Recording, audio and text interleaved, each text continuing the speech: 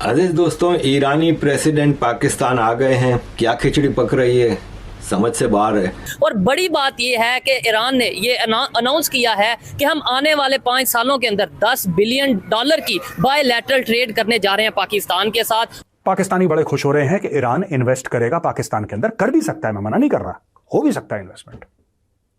तो ये ईरान को पापा पापा कह के ईरान के पीछे पड़े हुए हैं। तो पाकिस्तानी को यह कहना चाहता हूं, बेटा जिनको तुम पापा कहते हो ना, वो हमें पापा कहते हैं, तो हम हुए तुम्हारे बड़े पापा। समझे? भारत हुआ तुम्हारा बड़ा पापा। ये बड़ी अच्छी बात कही आप। साथ ही उन्होंने मुबारकबाद भी दी है। तो यकीनन लोन मिलना जो है वो पाकिस्तान में खुशखबरी के तौर पे ही देखा जाता है, और उसमें जो एक्साइटमेंट होनी चाहिए वो डेफिनेटली हमारे मिनिस्टर साहब दिखा रहे हैं। पाकिस्तान की तो दीवारों पे लिखा है काफिर काफिर शिया काफिर। इनकी तो दीवारों पे लिखा है ये शियाओं को मारते हैं, ये शियाओं को मुसलमान नहीं समझते, ये पैसा लेकर आया तो तलवे चाट रहे हैं। कैरेक्टर तो है नहीं इनका। कि जो यूएस है उसकी तरफ से ये जो पाबंदियां हैं और डेंजर ऑफ रिस्ट्रिक्शंस इंपोज की जाएंगी, इसके लिए तैयार रहना चाहिए और रहें।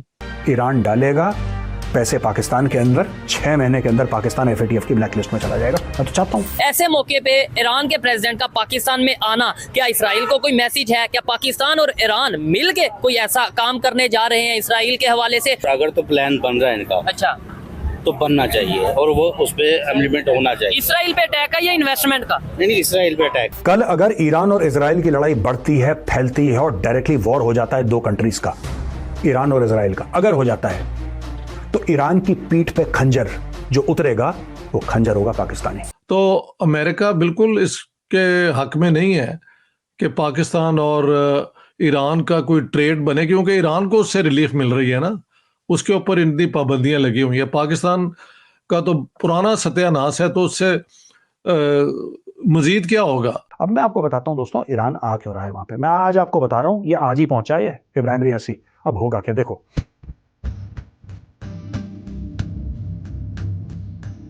जय हिंद दोस्तों, NDM न्यूज़ में आपका स्वागत है। जैसा कि आप लोग जानते ही हैं, ईरान के प्रेसिडेंट इस समय पाकिस्तान के दौरे पर हैं और यहाँ पर उन्होंने कहा है कि वो $10 बिलियन की ट्रेड पाकिस्तान के साथ करेंगे, जिसके बाद से अमेरिका ने भी सैंक्शंस लगाने की बात कर दी है। पहले ही अमेरिका ने पाकिस्तान की मिसाइल्स पर सैंक्शंस लगा दिया था, और अब अगर वो ईरान के साथ ट्रेड करते हैं तो उन पर और भी सैंक्शंस लग सकते हैं। और इसी बीच पाकिस्तानी जनता का भी दिमाग ख़राब हो चुका है। वो कह रहे हैं अगर ईरान से हमें पैसे मिल रहे हैं तो हम ईरान के साथ मिलकर इजराइल पे अटैक कर देंगे, और फिर ईरान से मदद लेकर हम कश्मीर पर हमला कर उसको पाकिस्तान में मिला लेंगे। आपको क्या लगता है? अपनी राय आप हमें कमेंट कर ज़रूर बताइए। तो चलिए दोस्तों, देखते हैं पाकिस्तानी मीडिया का रिएक्शन। और वीडियो शुरू करने से पहले आपसे रिक्वेस्ट है, अगर आप चैनल पर नए हैं तो चैनल को सब्सक्राइब करके बेल नोटिफिकेशन के बटन को ज़रूर दबाइए। तो शुरू करते हैं आज का ये वीडियो। जय हिंद, जय भारत। पाकिस्तानी कौम ऐसी है कि इसको बात बात पे दौरे आते हैं। अभी सऊदी अरब वाले आए थे, इनको बड़े सारे दौरे आए थे बीच में कि अब तो शहद की नहरें बहेंगी और दूध की नहरें। पता नहीं क्यों दूध और शहद का क्या कॉम्बिनेशन है, I don't know, I find it repulsive honestly. दूध और शहद का क्या कॉम्बिनेशन है यार? दूध और शहद की नहरें बहेंगी। अब इन्होंने बोला कि नहरें, तो कोई नहरें वहरें नहीं बनी। सऊदी भी रहे 2-3 दिन और सऊदी वापस चले गए। अब मैं आपको बताता हूं दोस्तों, ईरान आ क्यों रहा है वहां पे। पाकिस्तानी बड़े खुश हो रहे हैं कि ईरान इन्वेस्ट करेगा पाकिस्तान के अंदर। कर भी सकता है, मैं मना नहीं कर रहा, हो भी सकता है इन्वेस्टमेंट। तो ये ईरान को पापा पापा कह के ईरान के पीछे पड़े हुए हैं। तो पाकिस्तानी को यह कहना चाहता हूं, बेटा जिनको तुम पापा कहते हो ना, वो हमें पापा कहते हैं, तो हम हुए तुम्हारे बड़े पापा। समझे? भारत हुआ तुम्हारा बड़ा पापा। तो उस चक्कर में कि इब्राहिम रियासी आ गया है, अपनी वाइफ के साथ आया है, तो वो अलग अलग शहरों में जाएगा, लाहौर भी जाएगा, इधर भी जाएगा, उधर भी जाएगा, कराची भी जाएगा, हर जगह जाएगा, लेकिन वो इन्वेस्ट करेगा। ये अगर इन्वेस्ट करते हैं इसमें, तो भाई पाकिस्तानी जाएंगे फंस बहुत बुरी तरीके से। लेकिन पाकिस्तान की मजबूरी है, क्योंकि पाकिस्तान को उकसा, इनके दिल में थोड़ा ईरान, इनके दिल में ईरान नहीं है, इनके दिल में एक्चुअली अमेरिका है, इनके दिल में चीन है, इनके दिल में यूरोप है। इन सब के जो बच्चे हैं वो तो विदेशों में। इनके कौन से बच्चे ईरान में रहते हैं आप ये बताइए। मुझे कोई दिक्कत नहीं है, मैं तो चाहता हूं कि $8-10 अरब ईरान इन्वेस्ट कर दे पाकिस्तान में। ईरान पैसे डाल दे मोटे 8-10 अरब। मैं बता रहा हूं, ईरान डालेगा पैसे पाकिस्तान के अंदर, 6 महीने के अंदर पाकिस्तान FATF की ब्लैक लिस्ट में चला जाएगा। मैं तो चाहता हूं, क्योंकि ईरान के कई सारे ईरान के जितने भी ये आपके रिपब्लिकन गार्ड्स हैं और ये सब, इनमें कई लोगों को तो अमेरिका टेररिस्ट डिक्लेयर कर चुका है। They have been blacklisted, their weapons programme is blacklisted. कितना सारा गड़बड़ है ईरान के अंदर, और ग्लोबली मैं बता रहा हूं, सिर्फ अमेरिका नहीं, ग्लोबली कितना सारा गड़बड़ है ईरान के साथ। यूएस ने क्या बोला है कि बेटा अगर तुम गैस पाइपलाइन बनाओगे जो ईरान और पाकिस्तान को जोड़ेगी तो हम तुम्हारी वाट लगा देंगे।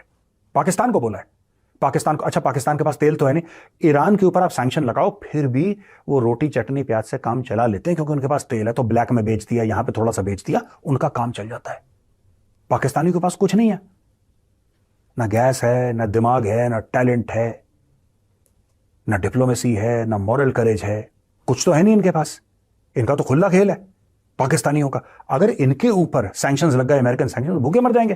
क्योंकि अमेरिकन सैंक्शंस के बाद आईएमएफ की डील सोच लेना बेटा, क्योंकि आईएमएफ कौन कंट्रोल करता है, ध्यान रखना। आईएमएफ में भी बहन हमारी बैठी है, ठीक है, गोपीनाथ, वो भी इंडियन है। और वर्ल्ड बैंक में तो तुम्हारे एक तीसरे पापा बैठे हैं, अजय बांगा, ठीक है जी। हर जगह हिंदुस्तानी बैठे हैं। गीता और अजय, घेर के मारना है इनको डंडे से। तुम दोनों को बोल रहा हूं, छोड़ना मत इनको, छड़ना नहीं है। चले आप ही बताएं, इनसे भी मैं वैसे पूछता हूँ, आप ही बताएं कि पाकिस्तान क्या करेगा इस मामले में, या क्या पाकिस्तान और ईरान मिलके क्या कर सकते वो हैं? तो अपने अपने वो अपनी ओपिनियन है, अपनी अपनी ओपिनियन है।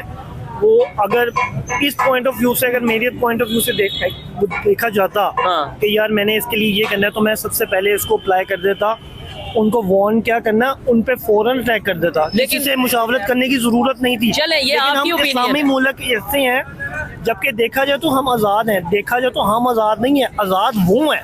अच्छा, फलस्तीन, ठीक है, वो सारा जुल्म उन्हीं पे हो रहा है, उसके बावजूद वो स्टेबल खड़े हैं, अपनी पोजीशन पे खड़े हैं, ठीक है, अपने स्टांस पे खड़े हैं, अपने स्टांस पे खड़े हैं। ईरान ने पहल की, हमें बड़ी खुशी हुई, अब ईरान हमें वेलकम कर रहा है। हमें चाहिए कि हम ईरान के साथ शाना बिशाना उनके साथ चलें। ठीक है, लेकिन उसमें ये हो जाएगा ना, जैसे भाई ने कहा कि भाई मेरी नजर में तो वार्निंग भी नहीं देनी चाहिए थी, अटैक कर देना चाहिए था, लेकिन आपको नहीं लगता ऐसे तो वर्ल्ड वॉर 3 या एक ऐसा माहौल पूरी दुनिया में जंग का माहौल हो जाता और इंसानों वॉर ही चल रहा है, बॉस, क्या नहीं चल रहा, वर्ल्ड वॉर की आड़ में बड़ा कुछ करते जा रहे हैं। फिर ये भी है ना, जंग हो जाए, मेरी आपकी लड़ाई हो जाए, नुकसान आपका भी हो सकता है, मेरा भी हो सकता है। अल्लाह ना करे इस तरह की भी सिचुएशन बने, फिर हम अगर इस तरह का कुछ करते हैं, फिर हमारे पे कोई इस तरह का जवाबी कार्रवाई। और आपको पता है इसराइल की जो टेक्नोलॉजी है अमेरिका उनके साथ है कि हम एटम पावर नहीं है। हाँ है, बिल्कुल है। फिर डर हर किसी चीज का, अल्लाह का नाम लें और करें। इसमें एक चीज ये है कि मुसलमानों की तादाद जो है ना वो बहुत ज्यादा है। अच्छा, ठीक है ना, और जो ये काफर है,